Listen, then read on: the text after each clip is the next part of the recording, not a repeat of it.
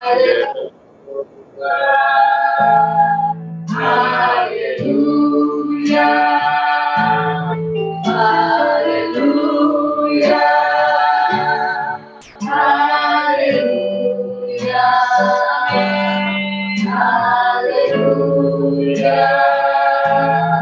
haleluya.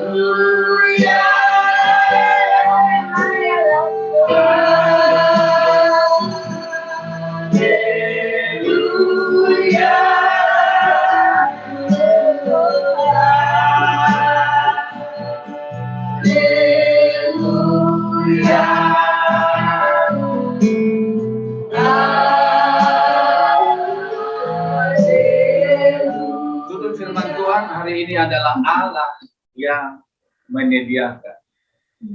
Yang pertama, Abraham diuji imannya. Abraham diuji imannya. Judulnya di situ, iman Abraham diuji. Saudara, kenapa harus diuji, saudara? Bukankah Abraham itu sudah dari awal dia punya iman yang luar biasa? Ketika dia panggil, Allah memanggil dia dari urut kasdim. Dia taat, dia tidak pernah membantah sama Tuhan. Tetapi kenapa Tuhan harus menguji iman Abraham itu? Ternyata saudara-saudara, Allah ingin memastikan seperti apa kualitas iman Abraham. Karena Allah mau mempercayakan sesuatu yang besar buat dia. Allah tidak mau mempercayakan sesuatu yang besar sebelum Allah mengenal kualitas iman. Amin. Allah harus memastikan dulu bagaimana kualitas iman orang ini. Dia layak dipercaya atau tidak. Wow, luar biasa saudara-saudara. Memang dulu dia sudah terbukti imannya luar biasa. Dan ujiannya Abraham itu bukan sama dengan yang kemarin. Kalau yang kemarin Tuhan bilang Abraham keluar dari dia keluar. Kemudian dia tunjuk setiap Tuhan berbicara kepada Abraham. Abraham selalu nurut sama Tuhan. Abraham sebenarnya sudah lulus dalam semua hal itu, saudara-saudara. Tapi ketika Allah mengujinya kembali dan tingkatan ujian itu Tuhan berikan yang lebih tinggi. Kalau di sekolah itu UTS itu ujiannya mungkin itu hanya mengulangi pelajaran yang sudah dipelajari.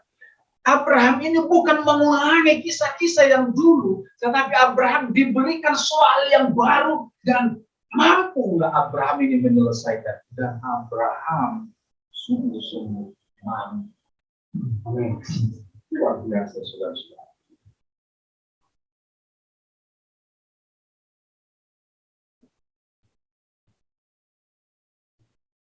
Yang kedua,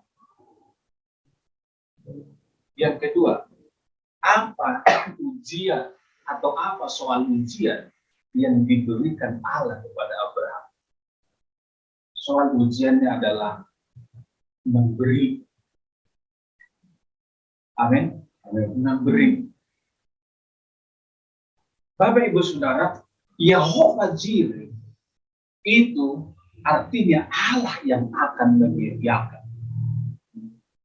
Allah yang akan menyediakan. Ketika Allah memberikan sebuah ujian, sebenarnya Allah ingin tahu apakah Abraham ini taat. Dan ujian yang diberikannya sebenarnya levelnya itu level yang sulit sekali, saudara-saudara. Tetapi Abraham mampu melewati sulit, sungguh-sungguh sulit. Itu sangat sulit, saudara. Abraham ketika Tuhan bilang, aku minta kamu persembahkan anakmu bagiku ya Abraham.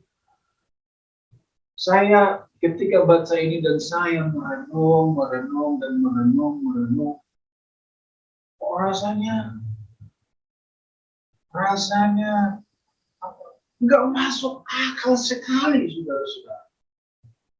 Sepertinya Abraham ini kalau dipikir-pikir seperti orang gila. Pada malam hari Tuhan bilang, Abraham, aku minta kamu persembahkan anakmu. Kemudian ayat selanjutnya firman Tuhan berkata, pagi-pagi benar Abraham bangun, kemudian dia menggelah kayu, dia perintahkan dua pembantunya, dan mereka segera berkemas-kemas dan berangkat untuk mempersembahkan Ishak. Secara logika, saudara-saudara, di sini memang tidak ada cerita yang lebih mendetail, saudara-saudara. Ketika Abraham mendengar suara Tuhan, tidak ada kisah tentang Sarah di sini, saudara-saudara. Tidak ada. Tetapi saya percaya, apakah mungkin Abraham tiba-tiba dia langsung pergi tanpa pamit sama istrinya? Tidak mungkin. Apakah rencana ini diam-diam di hatinya, kemudian dia tanpa sepengetahuan istrinya? Tidak mungkin. Cuma tidak ditulis. Dan ketika Tuhan bilang, Abraham, aku minta anakmu persembahkan. Apakah di hati Abraham sedikit tidak ada perlawanan? Saya menenung dan saya menenung. Apakah waktu malam itu begitu Abraham mendengar, kemudian dia mendekati Sarah dan Abraham bilang, Ma, Tuhan bilang sama saya supaya kita mempersembahkan anak kita yang satu-satunya. Apakah istrinya bilang, apa nggak salah dengar, jangan-jangan itu suara setan. Bisa. Ini kisah nyata dalam Alkitab, cuma tidak diceritakan terlalu detail. Tapi ini nyata, pengalaman Abraham dengan Tuhan yang tidak kelihatan. Amin. Kalau Tuhan itu kelihatan, dia datang. Ini saudara-saudara masuk akal, tapi ini kisah manusia yang natural berhubungan dengan Allah yang supranatural. Bisa nggak orang salah mendengar suara Tuhan? Bisa, saudara-saudara. Kalau salah mendengar suara Tuhan, berarti itu bukan suara Tuhan. Tapi Abraham tidak salah mendengar suara Tuhan. Ketika dia dengar, Tuhan minta anak kita. Dan malam itu, saya yakin kalau Abraham ngomong sama istrinya, mereka berdua menyediakan waktu dan merenung dan menyiapkan hatinya, dan keputusan yang mereka ambil untuk mengambil itu pun saya kira mereka menyiapkan imannya. Kita kan hambanya Tuhan, kita kan putusan Tuhan. Masa Tuhan salah dalam tuntunannya? Tak mungkin salah lama. Mungkin mereka sedang menego satu sama lain. Tetapi saya yakin Abraham selalu teguh di dalam dengar suara Tuhan. Dan dia pasti selalu bilang, Tuhan tidak pernah salah. Tak mungkin salah. Kalaupun Abraham Allah minta anak kita yang satu untuk menunggu Ishak saja, kita butuh berapa tahun, dan Tuhan minta juga dia sekarang. Nggak mungkin Tuhan salah dan tidak mungkin dia jahat sama kita. Saya yakin itu pegangan Abraham yang paling kuat dalam mereka. Dan malam itu hati mereka disiapkan, oke, siap, dan mereka punya ketaatan total kepada Tuhan tanpa ada gejolak dalam hati. Amin. Tanpa ada sedikit gejolak dalam hati, tanpa ada beban sedikit dalam hati, tanpa ada keraguan sedikit dalam hati, Abraham sungguh-sungguh sukacita untuk melakukannya. Ini luar biasa. Kalau Abraham masih ragu-ragu, dia masih terlalu sayang sama Ishak, pasti dia ketika dia jalan, pasti dia tidak lancar perjalanan. Tapi karena Abraham sudah melepaskan semuanya dan dia sukacita. Amin. Dia sukacita melakukan. Mereka taat tanpa beban. Amin. Kalau kita disuruh untuk melakukan, sebenarnya ada dua hal begini. Abraham itu kan disuruh melakukan. Sebenarnya yang lebih parah itu Ishak. Kenapa Ishak itu korban? Abraham bukan korban. Yang menjadi korban itu Ishak. Abraham itu cuma pelaku. Tapi yang korban itu Ishak. Sebenarnya Abraham untuk melakukan itu gampang. Gampang sebenarnya buat Abraham. Saya nggak mati. Yang mati adalah Ishak. Tetapi korban yang paling menderita itu Ishak. Kalau kita disuruh Tuhan melakukan sesuatu, kalau cuma melakukan, sebenarnya itu lebih mudah daripada kita yang dieksekusi. Sebenarnya bagi Abraham itu lebih mudah daripada Ishak. Bebannya Ishak, kalau Ishak tahu loh ya waktu itu, kalau Ishak tahu sebenarnya bebannya Ishak itu lebih berat daripada bebannya Abraham. Betul tidak? Lebih berat. Tetapi tahukah saudara, untuk Abraham saja sebenarnya, kalau seperti cerita tadi, itu berat awalnya. Bagaimana dengan Ishak? Kalau tidak disertai rasa cinta akan Tuhan, ini mustahil.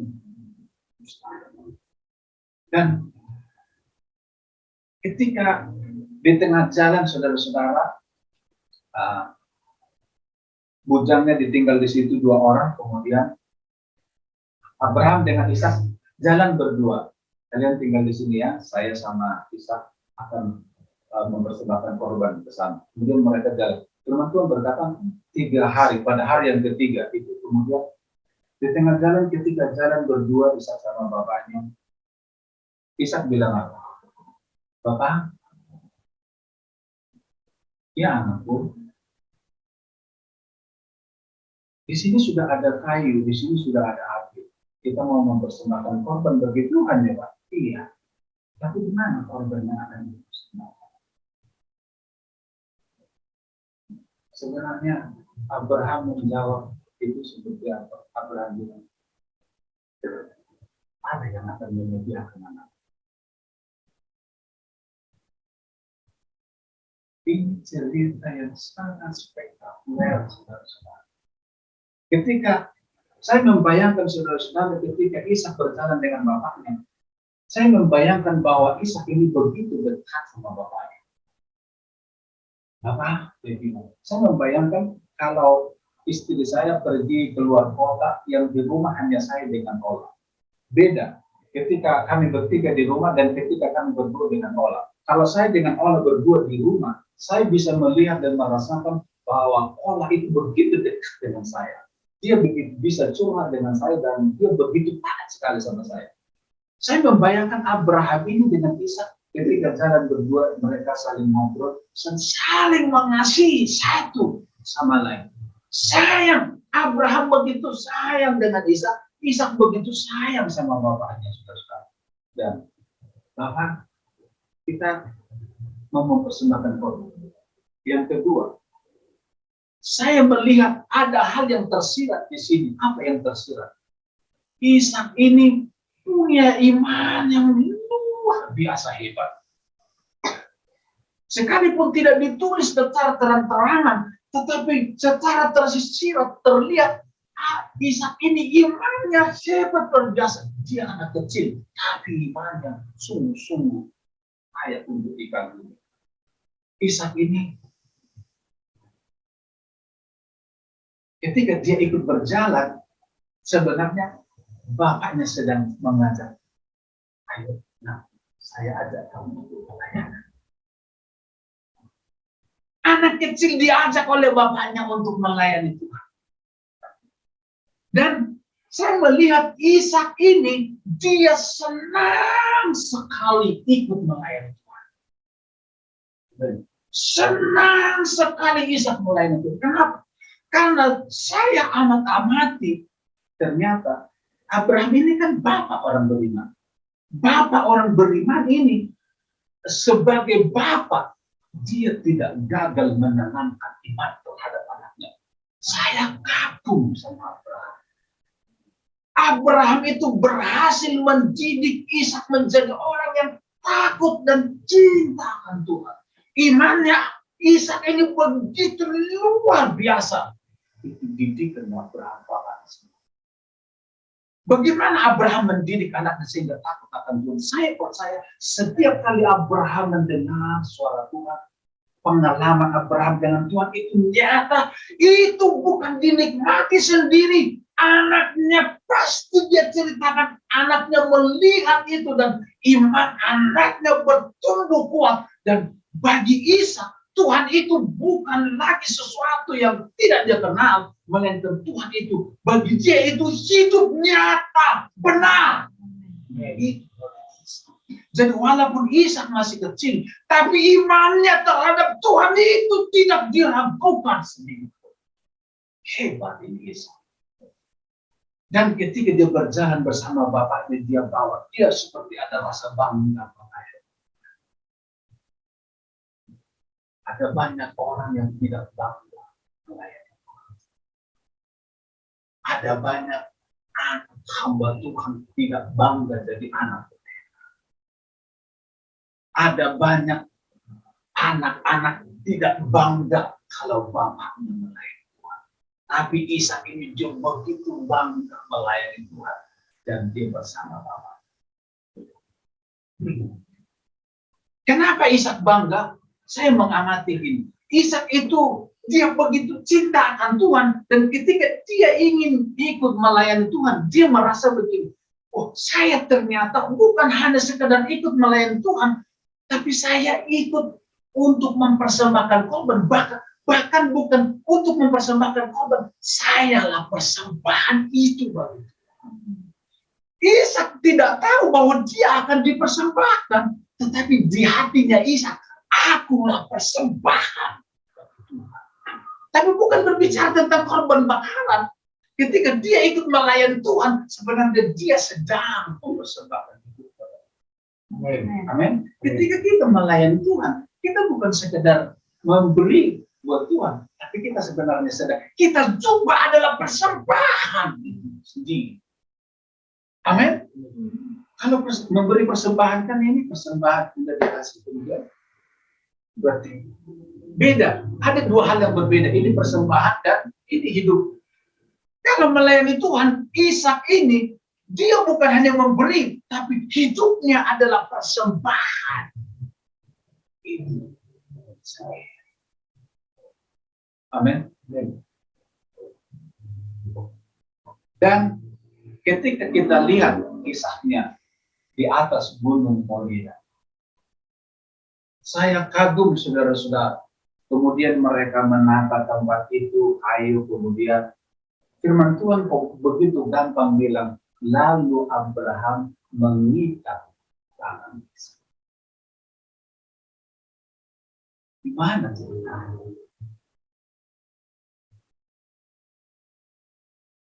Kadang saya membayangkan begini, ketika mezbah sudah disusun seperti ini, apakah ketika Ishak itu menghadap ke sana, tiba-tiba Abraham langsung tangkap tangannya? Ya kan? Langsung diikat sebelum dia kabur? Mungkin. Kalau begitu tiba-tiba ditangkap tangannya sebelum dia kabur, kemudian dia meronta-ronta, dia bilang, "Papa, jangan siksa aku." Kemudian ketika ditaruh di atas itu, kemudian dia melawan di situ, mungkin itu terjadi. Tapi Tidak, itu tidak terjadi. Kalau itu terjadi, pasti bukan persembahan yang berkenan kepada Allah. Amin.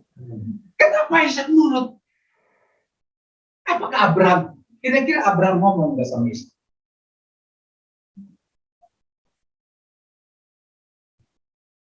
Dilema kan? Sebagai orang tua, Abraham ngomong sama Ishak. Dilema enggak? Makanya ketika di jalan, mana korban Abraham? Kalau Abraham bilang, kamu bisa gagal perjalanan ke sana, saudara-saudara. Kalau dia pulang, katanya, papa jahat. Gagal sudah rencana.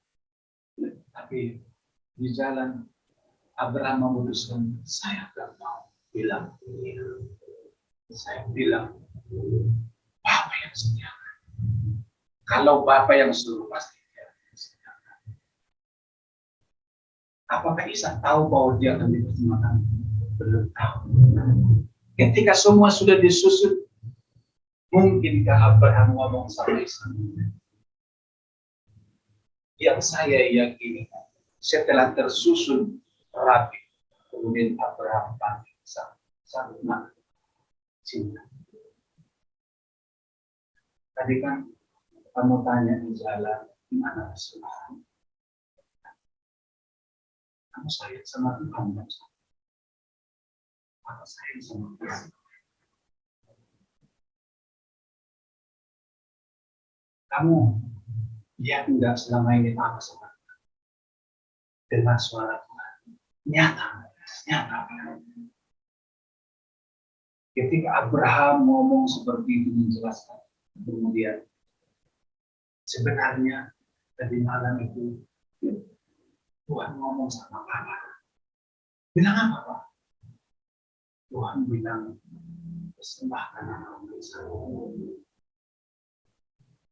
Tuhan sayang sama kamu. Mungkin dia bilang. Tapi yang jelas, Ishak menyiapkan hatinya, imannya, bahwa Ishak itu orang yang cinta Tuhan, dan dia bilang, aku cinta sama Tuhan.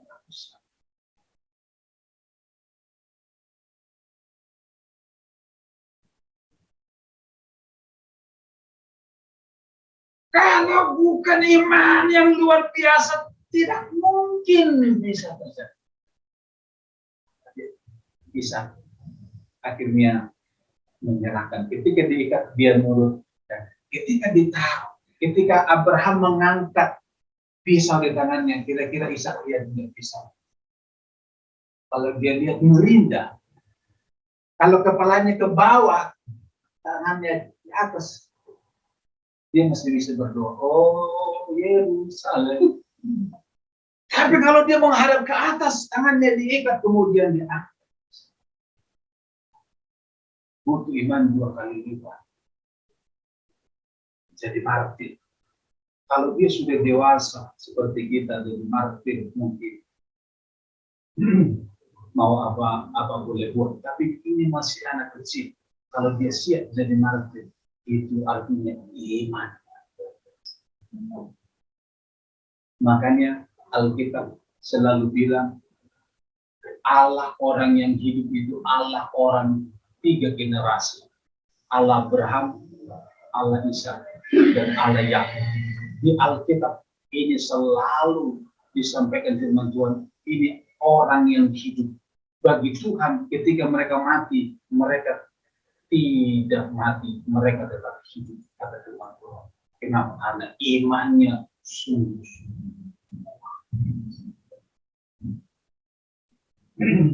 Amin. Dan yang terakhir,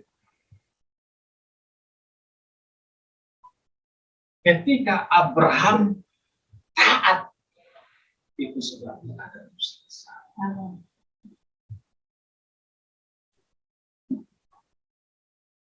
Kalau misalnya Abraham tidak berani melakukan itu, tidak akan pernah.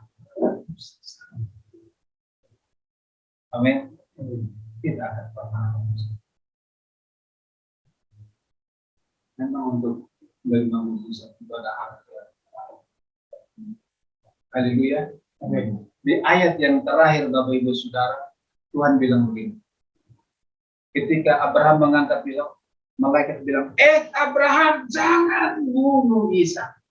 Aku sudah tahu hati. Aku sudah tahu imanmu. Kamu tidak segan-segan mempersembahkan anak. Bahkan saya ketika menyiapkan ini, saya justru ada mengimajinasikan Bapak Ibu Saudara. Gimana imajinasinya? Imajinasinya begini. Ketika Abraham, dari sejak malam itu Tuhan ngomong, Bapak Yesus dengan Roh Kudus di sorga itu saling ngobrol, mereka rapat, dia bilang, kita mau uji Abraham. Kita minta anaknya. Mau enggak? Kemudian, nanti kamu bagian yang ngomong yang bilang sama Abraham. Kemudian, nurut. Mereka bertiga di sorga dia. Nurut Abraham. Mau. Dia lihat. Seperti nantinya Tuhan. Nurut. Dia bangun pagi-pagi. Dia sudah menyiapkan. Dia mau berangkat. Roh Kudus bilang sama saya, nurut.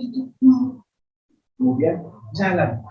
Kemudian ketika jalan Ishak dengan Abraham menuju Gunung Moria, ketika Ishak bilang, Pak, di mana persembahannya?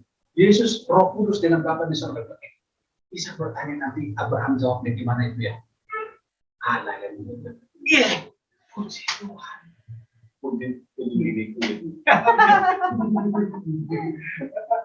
Saya membayangkan seperti itu, Saudara. Dan ketika terus berjalan, Allah yang Tritunggal itu dari surga, dia sedang melihat Abraham kebanggaannya ini. Dia lihat, wah, dia ikuti terus perkembangannya. Kemudian mereka rapat lagi di surga, dia bilang, Bapak, dia bilang kepada Yesus, kepada Roh Kudus, ternyata Abraham itu nurut sampai di sini, belum sampai ke Gunung Moria. Gimana nanti kalau sampai di sana ternyata dia sungguh-sungguh mengorbankan? Gimana? Apa yang kita apa solusinya? Gimana nanti kalau Ishak dibunuh? Kemudian Yesus bilang, gini aja, kita siapkan domba. Nanti kalau dia sampai angkat tangan, langsung kita suruh malaikat stop. Kemudian suruh dia di belakang.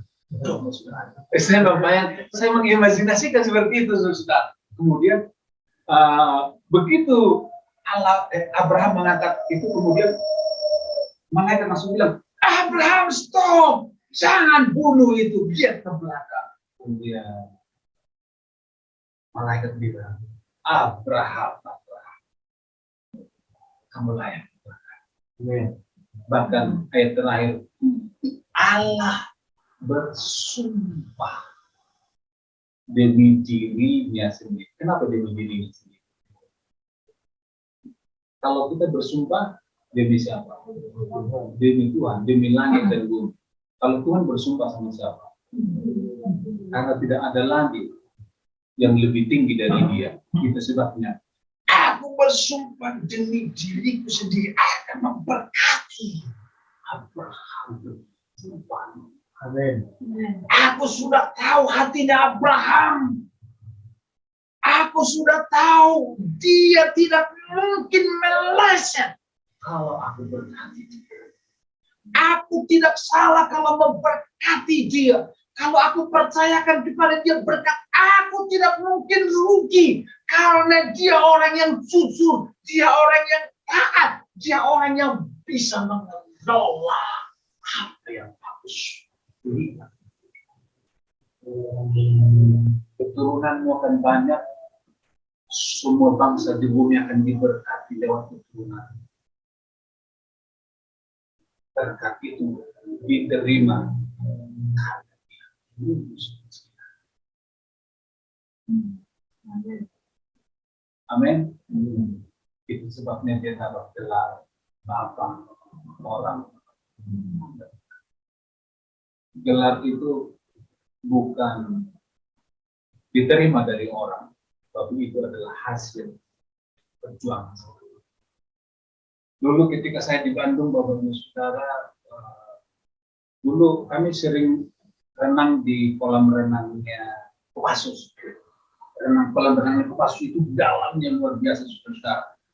Dan Kopassus itu di sini nih ada wing, penghargaan wing itu wing. Ternyata saudara untuk mendapatkan wing itu tidak mudah. Caranya untuk mendapatkan wing itu